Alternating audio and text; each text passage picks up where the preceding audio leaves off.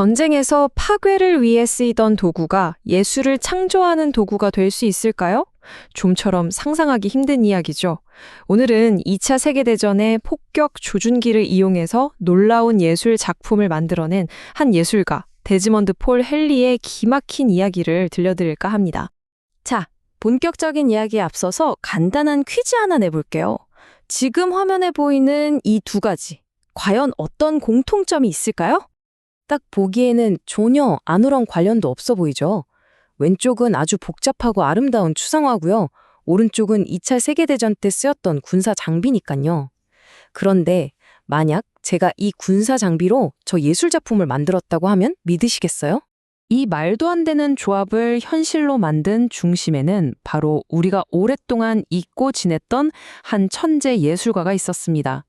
그의 기발한 상상력 덕분에 이 모든 게 가능했던 거죠. 자, 그럼 오늘 이 놀라운 이야기를 어떻게 따라가 볼지 알려드릴게요. 먼저 폭격 조준기 예술가 데즈먼드 폴 헨리가 대체 어떤 사람이었는지 알아볼 거고요. 그 다음에 그가 어떻게 파회의 도구로 창조의 기계, 드로잉 머신을 만들었는지 그 과정을 살펴볼 겁니다.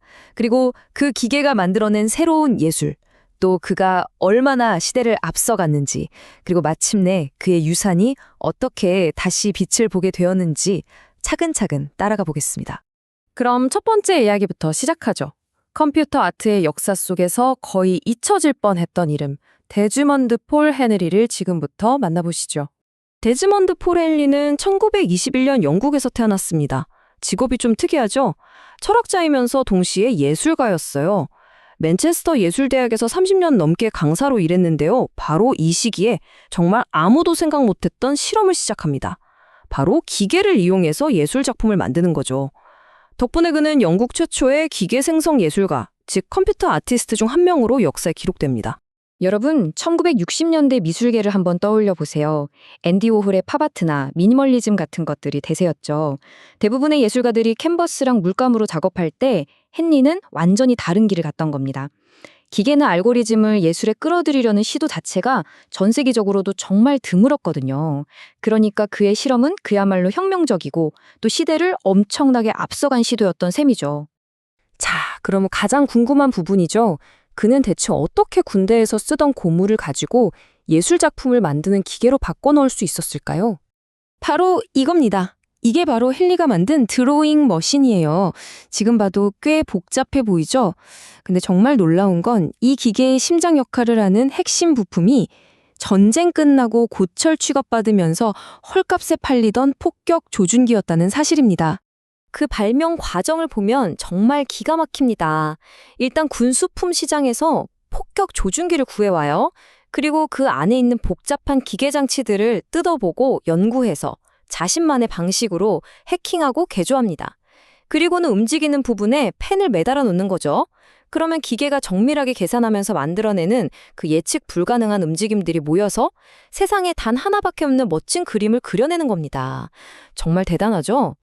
헨리의 이런 독특한 작업이 처음부터 외면만 당했던 건 아니에요. 그의 진가를 일찌감치 알아본 아주 중요한 사람이 있었거든요. 바로 영국의 국민화가라고 불리는 L.S. 라우리입니다. 일화가 있는데요. 어느 날 라우리가 직접 헨리의 집에 찾아와서 이 드로잉 머신이 그림 그리는 걸 본 거예요. 그리고는 정말 깊은 감명을 받았다고 합니다. 그러면서 헨리에게 이 길을 계속 가라고, 이 기계 예술에 계속 정진하라고 진심으로 격려를 해줬대요. 당대 최고의 화가에게 이런 인정을 받았으니 헨리에게는 정말 큰 힘이 됐겠죠. 자, 그럼 이제 이 특별한 기계가 과연 어떤 예술을 만들어냈는지 그 결과물을 한번 감상해 보시죠. 정말 독특하고 아름답습니다. 헨리의 작품에는 아주 재밌는 두 가지 성격이 같이 들어있어요. 하나는 기계가 만들어내니까 당연히 수학적인 질서가 느껴지고요. 또 다른 하나는 그 결과물에서 느껴지는 예술적인 아름다움입니다. 차가운 기계의 논리와 따뜻한 인간의 감성이 만나는 바로 그 지점이라고 할 수 있겠죠. 이 1963년 작품을 한번 보세요. 수많은 선들이 서로 겹치고 교차하면서 만들어내는 이 복잡하면서도 유기적인 형태. 이건 정말 사람의 손으로는 도저히 따라 그릴 수 없는 경지입니다. 어떻게 보면 오직 기계만이 그려낼 수 있는 그런 아름다움인 거죠. 그리고 이건 정말 소름 돋을 정도로 놀라운데요. 1960년대 헨리의 기계가 그린 이 그림들이요. 수십 년이 지나서 2000년대에 우리가 컴퓨터로 음악 들을 때 흔히 봤던 윈도우 미디어 플레이어 화면 보호기랑 너무나도 닮아 있다는 겁니다. 그가 얼마나 시대를 앞서간 인물이었는지 이걸 보면 그냥 바로 알 수 있죠. 헨리의 작업이 아주 잠깐이었지만 세상의 주목을 받았던 때가 있었습니다. 완전히 잊혀지기 전에 그가 인정받았던 그 짧은 순간들을 한번 되짚어 보겠습니다. 그의 탐구 정신은 정말 평생 계속됐습니다. 1960년대에 드로잉 머신을 만든 걸로 끝이 아니었어요. 70년대에는 카메라 없이 사진을 만드는 기술을 연모했고 1984년에도 새로운 드로잉 머신을 만들었습니다. 심지어 80이 넘은 2002년에도 5번째 드로잉 머신을 완성할 정도로 혁신을 멈추지 않았던 분입니다. 그의 커리어에서 특히 1968년 런던에서 열린 사이버네틱 세렌디피티라는 전시는 아주 중요합니다. 컴퓨터와 예술의 만남을 다룬 역사적인 전시였는데 바로 여기에 헨리의 작품이 포함됐던 거죠. 이로써 그는 다른 중요한 개척자들과 업기를 나란히 할 수 있었습니다. 이렇게 잠시 주목받았던 그의 놀라운 업적은 아쉽게도 수십 년간 잊혀졌다가 마침내 최근에서야 다시 세상의 빛을 보기 시작했습니다.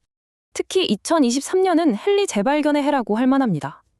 로스앤젤레스의 LACMA, 파리의 RCM 갤러리 같은 세계적인 미술관과 갤러리에서 열린 중요한 전시에 그의 작품이 잇따라 소개되면서 헨리는 예술사에서 그가 마땅히 받아야 할 평가를 드디어 다시 받게 된 겁니다.